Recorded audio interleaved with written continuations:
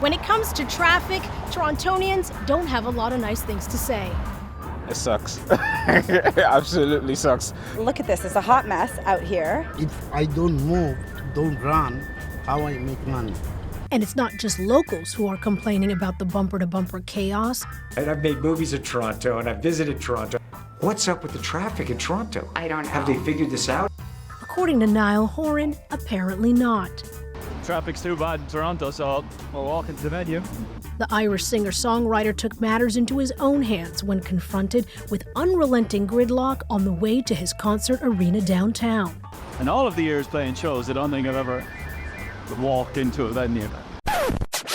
According to geolocation firm TomTom, Toronto was ranked third worst in the world for having the slowest traffic in 2023. The navigation company says it took an average of 29 minutes to drive 10 kilometers. You don't have to be a professor, a civil engineer, a traffic engineer, or a rocket scientist to know this.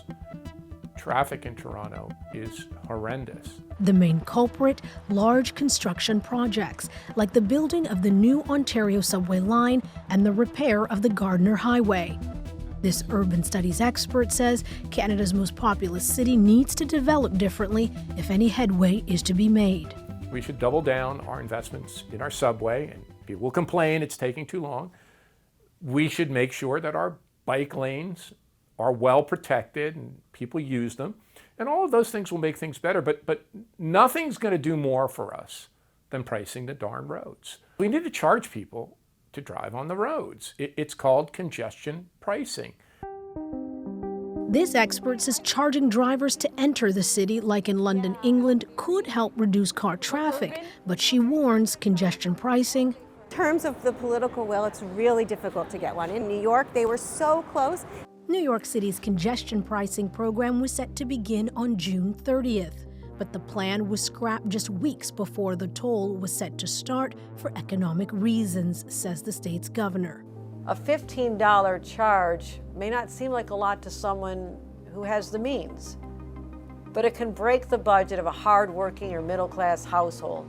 Ontario says it's investing billions over the next 10 years to improve highways and public transit. The province says while we understand construction and building for the future can be disruptive, we also know that if we don't start building the infrastructure needed to support our growing population, gridlock will continue to get worse in the years ahead. We are doing a lot of renewal work in the city right now. We have a number of very old water mains and other transportation infrastructure and public utilities that people really need to be able to enjoy their day-to-day life that need to be renewed, and that results in construction. We're building lots and lots of housing in the city, and that also results in construction as well as expanding our transit networks.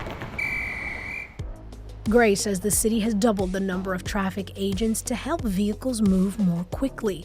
Traffic lights are also being powered by artificial intelligence to adjust traffic flow.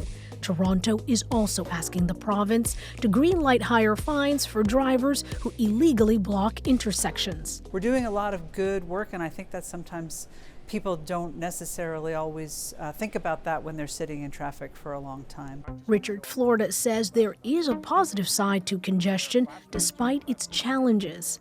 The congestion we're experiencing represents is that people want to be here, that we are the fastest growing city in North America.